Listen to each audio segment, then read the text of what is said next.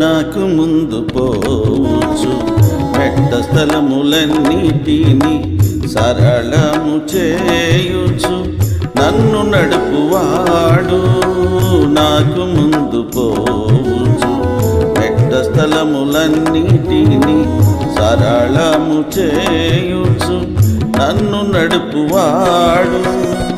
ఇత్తడి తలుపులు ఇనుపగడియలను, ఇత్తడి తలుపులు ఇనుపగడియలను విరగగొట్టుచున్న ఇశ్రాయేలు పరిశుద్ధుడు.